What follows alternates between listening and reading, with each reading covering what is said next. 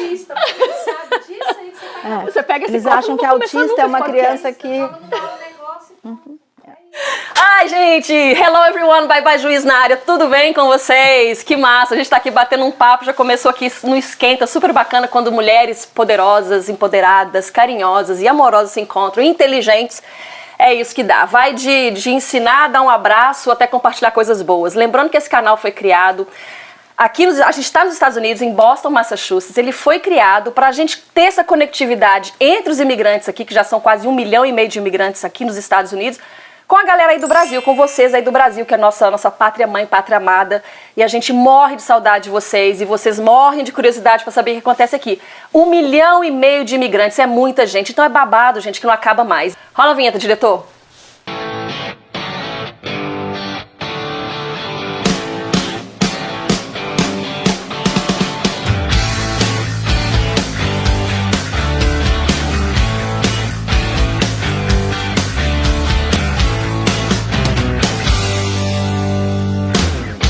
É isso, gente. A gente tá aqui super eufórico de receber essas mulheres maravilhosas e hoje a gente vai falar de um assunto muito bacana, um assunto que eu gosto muito, não tem tanto alçada para isso, mas trouxe pessoas super competentes. Tô aqui com a doutora Luciana Castrillon. Ela é mestre e doutora em psicologia, veio dar aqui, além de um abraço, um cheiro, a parte acadêmica, a parte da vivência, enfim, a parte como mãe e a parte como amiga e parte também de uma pessoa da nossa comunidade. Como um imigrante, né, doutora Luciana? Com certeza. A gente fala assim, dá um abraço aqui, porque a única coisa falsa desse lugar é o abraço.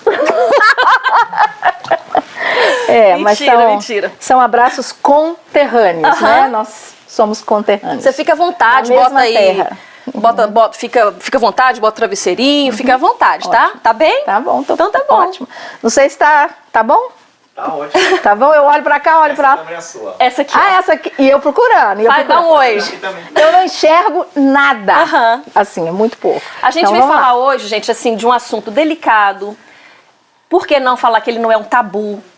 É um assunto também que a gente tem na nossa comunidade. Não tem como a gente falar que não existe, apesar de algumas pessoas ter dificuldade de aceitar. Mas, em principal, eu acho que é falar do amor. Ok? Antes de mais nada, esse assunto vai levar a gente na forma mais pura da compreensão do amor. A gente vai falar sobre os transtornos do desenvolvimento cerebrais, do cérebro, vamos colocar assim. Eu vou passar a palavra para a doutora Luciana, claro, que é expert no assunto e trata com, além uma força acadêmica muito grande, uma vivência muito grande, mas trata com uma naturalidade, uma leveza, que eu acredito, doutora Luciana, que é como tem que ser tratado. Não tirando a parte, vou falar séria, usar a palavra séria, da intensidade, da seriedade que é o assunto, mas a gente tem que tratar com uma naturalidade, porque faz parte da vida de muita gente. Sim. Não é verdade? Com certeza. Em primeiro lugar, muito obrigada por estar aqui. É um prazer. Eu acho que quando a gente se reúne para pensar no bem, para disseminar informação científica, para espalhar compaixão e carinho, não tem como dar errado. Não tem como dar errado. E, então, assim, a ciência amedronta muito porque ela é formal, a gente fala difícil, mas um dos primeiros fundadores da nossa ciência ocidental, o Leonardo da Vinci, considerado até hoje o homem mais inteligente que já viveu na Terra, ele disse, não há outro princípio, não há outro sentido na ciência que não seja aliviar o cansaço e a dor humana. Ai, que lindo! Então a ciência, ela tem a face humana. Então o objetivo de hoje é a gente se deparar com o cérebro em desenvolvimento com reverência, porque há mais neurônios no nosso cérebro. Não estou falando de conexões, só neurônio. Há mais neurônios no nosso cérebro do que estrelas que já se contaram no universo. Não. Sim. Sério? Então, sim, por isso que uma pessoa é diferente da outra, porque você já nasce com uma quantidade imensa de neurônios e o cérebro vai transformando experiência em estrutura. E eles são regenerativos, né? O neurônio não, morreu, neurônio acabou. Não, morreu, mas acabou. Cada neurônio, ele vai... Posso nascer mais outros ali? Não, ele nasce os bracinhos, ele vai criando conexões. Ramificações, assim. Ramificações. Okay. E a sua experiência, Nina, ela se transforma em redes de comunicação entre os neurônios. Então, todo cérebro em desenvolvimento precisa de uma dieta que tem 3 ingredientes. Rotina, que dá segurança, novidade, que dá oportunidade para a criança explorar o mundo, porque ela está segura, e amor. Desculpa te interromper, é interessante falar que hoje a gente vai focar no desenvolvimento infantil. Sim, certo? O desenvolvimento infantil, que é a sua área de atuação, vamos dizer assim. Desde 14 anos. Fala um pouquinho do seu background pra gente. Eu comecei a trabalhar chamava-se naquele tempo, eu era pajem de orfanato. Então, meu primeiro emprego, infelizmente, Já trabalhou no orfanato? Sim, adorava. Que experiência fantástica. E gostaria de, quando eu me aposentava de novo, aí eu vou voltar. Porque eu tinha os pequenininhos e vi muita coisa triste, mas vi muita coisa bonita também. Então, eu tinha muito a mão na massa, eu já fui pajem de creche. Então, assim, eu amo criança e como objeto de estudo, a gente vai morrer estudando, porque o desenvolvimento do cérebro infantil, ele é complexo e ele está ajudando cada vez mais as crianças a sobreviver e a viver melhor, né? Vamos lembrar que até 150 anos atrás, metade de toda criança nascida viva morria antes de 1 ano. Se você for num cemitério antigo, você vai ver túmulos de bebês. Você não vê mais, porque hoje as crianças sobrevivem. Então, as crianças que tinham transtornos do desenvolvimento do cérebro morriam. Hoje em dia, essas crianças estão sobrevivendo e agora a gente está conquistando que elas vivam com qualidade de vida. E por que essas crianças precisam viver e viver bem, Nina? Porque é dessas dores de crescimento atípico que surgem milagres como que a ciência está trazendo para a gente. Por exemplo, o seu celular sensível a toque, que a gente usa aqui, e que beneficia todo mundo, ele começou com crianças que tinham paralisia cerebral. Então alguém pensou, vamos fazer assim? E de repente beneficia a humanidade inteira. Então, embora essas crianças tragam para nós mensagens misteriosas que a gente tem que tentar acolher com reverência e com compaixão, elas nascem de uma mãe e de um pai. Sim. Muitas vezes o pai vai embora, mas aqueles que querem e amam essa criança, muitas vezes, Nina, eles se veem isolados.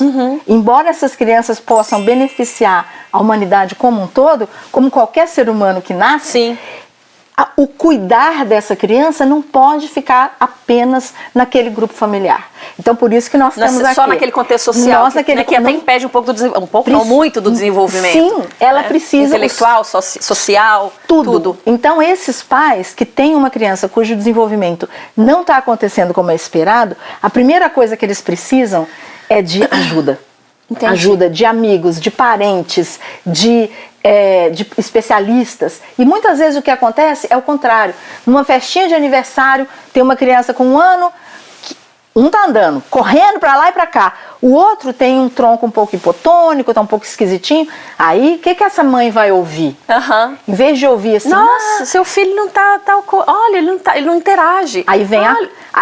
Chega em casa, conta o que aconteceu, a criança deu uma crise numa festa, não sei o quê. Aí vem cunhado, cunhada, sogro, sogra, para atormentar e aumentar a carga emocional daquela mãe. Então, vamos falar sobre transtornos do desenvolvimento nessa perspectiva. A informação científica reduz preconceito, primeira coisa é reduzir o preconceito. Porque com preconceito você não conhece. Você fala assim, lembrando que essa palavra preconceito, né? A gente fala preconceito, é um pré-conceito de alguma coisa que a gente tem sobre uma coisa que a gente não conhece e aí ou que você a gente julga conhecer. E não vai conhecer nunca. Detesto quiabo, nunca vai provar quiabo. Esse nome Bye Bye Juízo, o nome do canal, eu escolhi justamente para quebrar paradigmas de preconceitos e também de juízos mal formados, né? Com certeza. Então, para que serve esse juízo que a gente não sabe se a gente não usa ele direito, né? Então aqui, ó, Bye Bye Juízo para vocês. Bye Bye Juízo. Vamos formatar de novo esses conceitos, formatar de novo esse juízo bom das coisas e trazer gente para informar. Exatamente. Bora, continua que eu tô adorando. Então vamos lá. Muito poucas crianças vão ter dificuldades em coisas simples, por exemplo, músculo. É muito raro ter uma criança que tem um transtorno de desenvolvimento de músculo. É muito raro ter uma criança que vai ter um transtorno do movimento, mas acontece. Sim. a maioria dos transtornos do desenvolvimento são transtornos do desenvolvimento do cérebro. E aí a gente pode tentar ver assim, mas como que a mãe descobre? Né? A primeira coisa, como que os pais descobrem? A primeira coisa é que esse desenvolvimento não está acontecendo nos marcos esperados. Então, a coisa que a gente mais percebe é a questão motora, mas há outras muito importantes para prestar atenção. Por exemplo, a comunicação. Né? Comunicação visual, comunicação não verbal, a criança... corporal, agora no caso, motora mesmo. Você tem um bebezinho de 4 meses, a mãe faz... Ai, babá! E a criança não fala junto com ela. Ela espera a mãe acabar. Quando a mãe termina, o bebezinho olha para ela e fala... babá. Tempo de resposta. Tempo de resposta. Ele já está aprendendo o turno na comunicação. Eu e você já estamos aqui. Você não fala enquanto eu estou falando. A criança que tem um transtorno do desenvolvimento do cérebro pode ter um atraso exatamente nessa comunicação, nessa habilidade de ler a nossa face, de imitar, quase como se fosse um espelhinho do nosso rosto. Então, dificuldades, podem ocorrer alterações no desenvolvimento motor, então a criança fala, não está andando, não está engatinhando, etc. Podem ter alterações no desenvolvimento da comunicação, dessa troca, né, da linguagem, a criança não compreende o que falam, ou é indiferente, ou a criança não consegue expressar. Ela rola no chão de ódio, a mãe não sabe o que aconteceu. Às vezes botou um casaco e a criança não queria o casaco e a mãe não sabe por que a criança está chorando. E esse tipo de comportamento, só para deixar assim bem esclarecido, pode ser em vários aspectos. Nós não estamos falando de um transtorno do cérebro, né? Isso são características que vão denominar algumas coisas aí. Sim, entendi. Exatamente. E tem os atrasos do desenvolvimento do raciocínio. É uma criança que a mãe percebe que não sabe brincar. Porque o brincar da criança é um dos maiores indicadores do desenvolvimento da inteligência. A criança que associa causa e consequência. Escutou o barulho da chave, papai chegou, ela desce. Ela associa. Essa capacidade de fazer associações é um indicador da inteligência. Então, tudo que o cérebro vai determinar no comportamento da criança pode atrasar.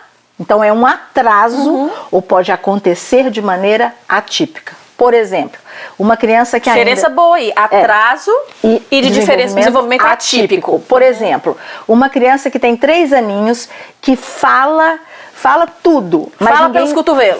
Mas ninguém entende nada, tá? Então teve um atraso do desenvolvimento de toda a parte articulatória dela. Agora uma criança que fala os nomes das capitais dos Estados Unidos o tempo inteiro sem função, isso não é um atraso, é o desenvolvimento descarrilhou. Ele foi para outro lado. Entendi. Então, os pais que vão acompanhar as crianças com transtornos do desenvolvimento do cérebro vão ficar de olho em 2 coisas: atrasos e diferenças de desenvolvimento. As primórdios, assim. Os primórdios, o que está acontecendo. Atraso. Ou atraso ou as diferenças de desenvolvimento. Por quê? Porque quanto mais cedo nós identificamos os transtornos do desenvolvimento do cérebro, às vezes até não dá para fechar um diagnóstico, mas já dá para encaminhar para estimulação precoce. Dá um corte bom nisso aí, viu, diretor? Porque tem que fixar bem essas 2 coisas para as mamães que estão vendo, que estão pensando talvez em procurar aí uma ajuda, enfim. Repete de novo. É o medo, a gente tem que perder o medo do preconceito. Se você tem um furúnculo que está incomodando, você tem que olhar, porque furúnculo é perigoso. Você tem que tratar. Então, quanto mais cedo, melhor. No caso do desenvolvimento do cérebro, não é uma doença. Sim. Mas o cérebro é um órgão tão plástico que se o caminho por aqui não dá, ele pode encontrar outro caminho. Então, o que você tem que fazer? Você tem que deixar os preconceitos, como você falou, você tem que começar com conceitos, observar a sua criança, anotar. Você tem que se tornar um especialista no seu filho, na sua filha, e achar os profissionais, o seu time. Vou entrar e vou ter que fazer a parte das mamães aqui, né? A gente sabe que essa é a teoria, ok? Teoria, eu preciso observar, preciso analisar, preciso procurar um médico, mas a gente vai fazer 2 vídeos hoje. A gente vai gravar isso aqui agora, com a doutora Luciana, e depois eu tenho 2 mamães convidadas aqui, que elas vão participar na parte 2 desse vídeo, para não ficar tão extenso e também a gente dividir direitinho, e a próxima parte vai ser mais específica sobre o autismo. Mas o que eu queria dizer é o seguinte, é entrar um pouquinho nisso, como eu vou observar e quando eu começo a perceber que meu filho tem realmente uma diferença ou alguma coisa que está chamando a minha atenção, a minha aceitação para isso como mãe, que eu posso fazer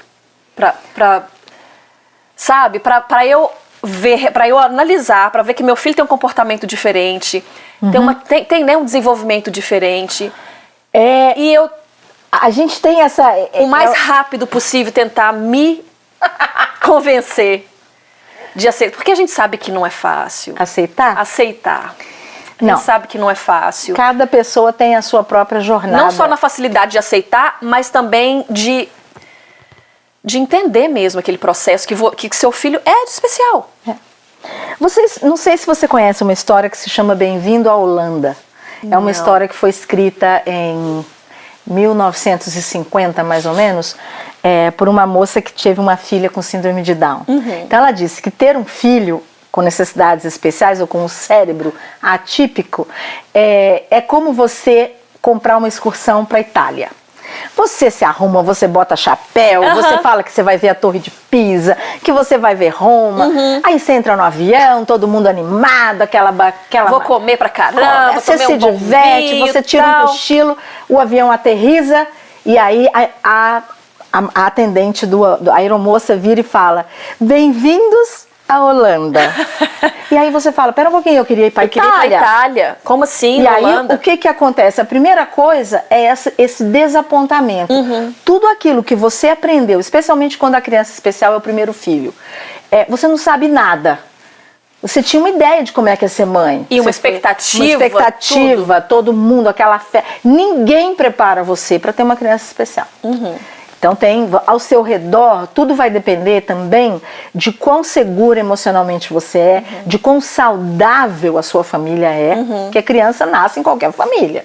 Famílias saudáveis, famílias neuróticas, famílias narcisas, tem todo tipo de família. Rico, pobre, imigrante, não imigrante. Não vamos nem falar desse assunto. Vamos nem falar desse assunto, aí, né? Quando por isso que a família da criança especial, nós estamos devendo a eles o apoio e a solidariedade, né? Mas a gente volta a falar desse assunto. Então, o primeiro sentimento é de desorientação. Não era para esse não era o meu destino. Não era aqui. Seu destino descarrilhou, você foi para outro lado. E aí você tem que se preparar para ser o que você nunca foi capacitada para ser. Você vai ter que lidar com uma quantidade extremamente complexa de informação, porque são especialistas, você vai ter que entender do cérebro. De repente você é uma contadora, você é uma dona de casa, você não tem informação nenhuma. Como é que você vai? Então primeiro uma desorientação. Depois você tem esse processo, e a história segue. Ela fala assim: mas não tinha outro jeito. Você não pode pegar essa criança e devolver. Fala: veio, desculpa, foi engano, entrega para a Amazon, traz outra. Não tem como. Ela é sua, tá no seu colo. Então aí ela fala assim: o que eu não sabia é que a Holanda tem coisas lindas. A Holanda tem tulipas, a Holanda tem Rembrandt, que é um grande pintor, a Holanda tem todo mundo andando de bicicleta, os barcos. Então, mas como que é que... Aí eu vou completar a história. Então ela fala assim: a criança é nascida numa família, é uma criança especial, ela vai fazer a família fazer uma viagem não planejada. Uma coisa é você fazer essa viagem sem falar holandês, sem ter um intérprete, sem ter dinheiro para andar na Holanda, para alugar uma bicicleta. Você tem que aprender a andar de bicicleta, porque na Holanda todo o transporte é feito através de bicicleta. Você tem muitas coisas, e fazer isso sozinha é muito difícil. Então essa história me inspira muito, porque o que essa mãe e esse pai precisam? De solidariedade e compaixão. Vocês querem que eu fique olhando essa criança? Eu quero aprender a cuidar para quando vocês quiserem ir no cinema, fazer uma unha. Então a saúde mental desses cuidadores, desses pais, é extremamente frágil. Também tem que ser cuidado, né? Sim. Também tem que ser cuidado. E muitas vezes os grandes especialistas, eles têm aquela agonia de fazer o diagnóstico. Eles têm muita criança, lista de espera. Hoje em dia, aqui em Boston, se você quiser fazer um neuropsych, vai demorar 1 ano. 1 ano para Um ano de espera. É uma agonia. E aí o médico pode falar, o neurologista, o psicólogo pode falar para você: olha, eu ainda não sei o que é. Claro. 3 anos e meio não fala, não sei o que é. Já vou até fazer a pergunta próxima, já, para você emendar aí no seu diálogo. Quanto antes? Com quanto tempo você acha? Qual que é a idade primária, assim, que eu devo já levar no médico, procurar algum especialista? Uma coisa que eu acho que é bem interessante, quando a gente está grávida, é tão fácil, tem tudo no YouTube, tem tudo. O que está acontecendo com seu bebê na primeira semana, na quinta. Faça a mesma coisa. Manda acompanhamento, manda acompanhamento. Faça a mesma busca sobre os marcos do desenvolvimento. O que é esperado para cada época. Peça para o seu pediatra, doutor, me passe os marcos do desenvolvimento. Ele não vai te atender, talvez. Passa para a enfermeira te dar. Peça esse mapa. Por quê? Porque aí você vai saber observar a parte motora, a parte da linguagem, a parte da comunicação, a parte da regulação emocional. Muitas vezes, as crianças com transtorno do neurodesenvolvimento, o cérebro tem muita dificuldade de se recalibrar. Você quer ver? A recalibragem sensorial. Tá muito claro aqui, eu vou para lá. Sim. Tá muito quente aqui, eu vou para lá. O cérebro, ele é flexível. Se você tem um transtorno do neurodesenvolvimento, seja um autismo ou uma deficiência intelectual, um transtorno global do desenvolvimento, quer dizer, você pode ter 4, 5 aninhos, mas você tem o cérebro de um bebê de 8 meses. Então, a claridade bateu no seu olho, você chora e a mãe não sabe por quê. Sensível a barulho. Exato. Então, assim, é importante que esses pais comecem a saber o que é esperado em cada idade, inclusive com relação à capacidade de regulação emocional. E busquem a ajuda para aprender a como lidar com essa criança em casa. Fazendo 3 coisas. Assim, o que eu preciso fazer? Ai, meu Deus do céu. Bom, você vai precisar, como qualquer criança, atender as necessidades básicas da sua criança. Ficar limpinho, ficar alimentado, beber água. O cérebro precisa muito de água. Hidratar essa criança. As partes comuns do cuidado materno, do cuidado paterno. A segunda parte, você vai ter que aprender como estimular desenvolvimento. Então, se a minha criança, o raciocínio dela, ela está com 3 aninhos. Isso eu já percebendo. Você já está percebendo a dificuldade. Então, você tem que buscar ajuda para trocar isso em miúdo no seu dia a dia, além das terapias. Motivar para desenvolver e estimular. Você tem que saber o que você vai estimular. Qualquer técnico de futebol sabe. Olha, esse cara não está sabendo bater de direita, vai praticar isso. Vai aprender a bater escanteio. Vamos praticar bater pênalti. A mesma coisa os pais. São técnicos de desenvolvimento que não nasceram. Você não nasce um técnico de desenvolvimento. Quando a sua criança é atípica, você tem que buscar os profissionais competentes para te ajudar a desenvolver. Uma terapeuta ocupacional pode te ajudar. Minha criança não aceita escovar dente. Então, por que será? Porque o desenvolvimento do cérebro desta criança, ele é descalibrado. Ele é descalibrado. Então, um amiguinho que não quer brincar do que ele quer brincar, descalibra emocional. Uma etiqueta de roupa pode descalibrar o sensorial. Uma comida que tem uma coisinha que vai... A criança pode ter medo de engasgar, cospe, vomita. Então, você tem várias fontes de descalibragem. Queria colocar que, se nas crianças já tem essa parte sensorial, auditiva, né, paladar, enfim... Nós adultos já temos tudo isso incluído na gente. A gente não, uma coisa incomoda, o barulho, porque somos adultos também com transtorno de desenvolvimento do cérebro em alguma parte. Não todos, né? Mas assim, em algum momento a gente tem essas coisas que talvez já veio da infância que não foi tratada, etc e tal, que a gente vai falar sobre essa parte adulta depois. Mas eu tô querendo colocar que a gente fica falando assim, essa criança tem que partir em triângulo, tem que partir não sei das quantas, tem que estar tudo, isso aqui tem que estar assim certinho, porque senão incomoda. A gente leva para a vida adulta. E aí a gente fala que torna os adultos chatos. Mas nós adultos não sabemos entender as necessidades dessas crianças, às vezes.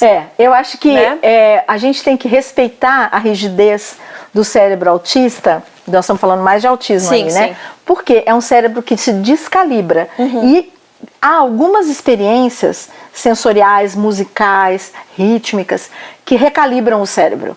Então, a gente pode ajudar a nossa criança, a gente tem que entender, mas por que é tudo em triângulo?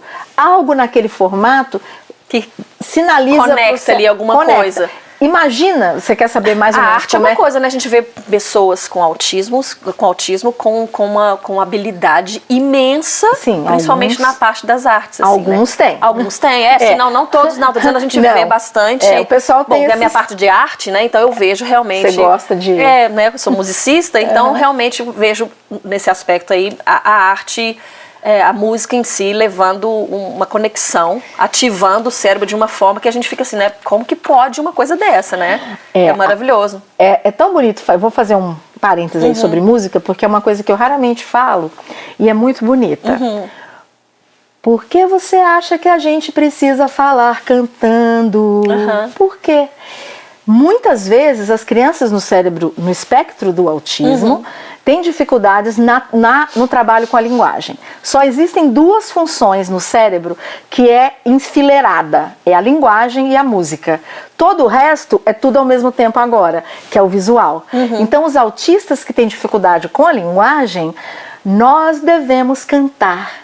A voz, e é por isso que eles gostam muito de tudo que está na televisão. Vai linear. Não, é porque o som é mais musical, percebe? Entendo. Quando nós vamos estimular o desenvolvimento da linguagem, a gente tem que perder a vergonha e entrar pelo canal que a criança compreende. Vai entender. E o canal musical é muito bom.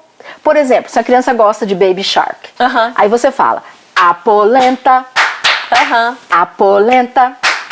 Você quer estimular a linguagem? Não adianta ficar pingando meia hora de fono toda semana. É preciso que você se transforme naquela panela de pressão amorosa que fala, aqui qualquer linguagem é válida, nós vamos promover desenvolvimento. Voltando, 3 coisas que a gente precisa. Cuidar da criança, aprender a cuidar. A criança precisa de sol, precisa trocar fralda, precisa não ter assadura, aquela parte, arroz com feijão.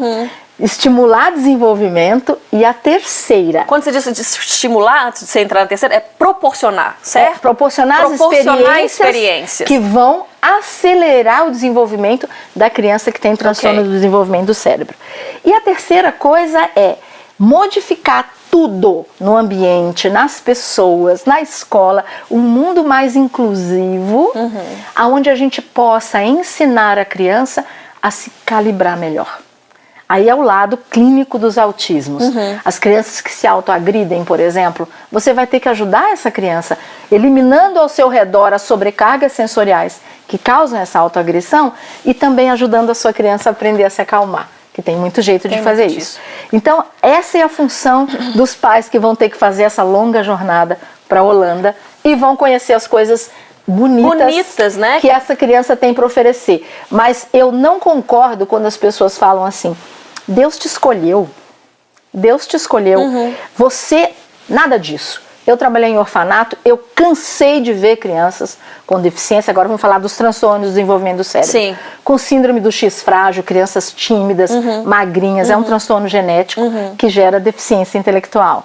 Crianças com autismo, crianças com síndrome de Down na fila para adoção, ninguém pega, fica lá. Então essa história de falar que Deus seleciona mães, por que ele não seleciona pais? Por que a taxa de divórcio é 3 vezes mais alta em mães que têm uma criança especial? Na hora que você mais precisa de apoio, o camarada some. Quem que aparece? Que costuma aparecer? Parentes, avós, professores bons, profissionais bons. Então, e mesmo assim, dependendo do país em que você mora, a gente sabe que tem uma diferença gritante entre como se atende autismo aqui nos Estados Unidos. Eu quero falar sobre isso. E no Brasil. Quero falar sobre isso. Então nós vamos falar sobre isso. É extremamente importante que essa família, que esse núcleo familiar tenha esse apoio.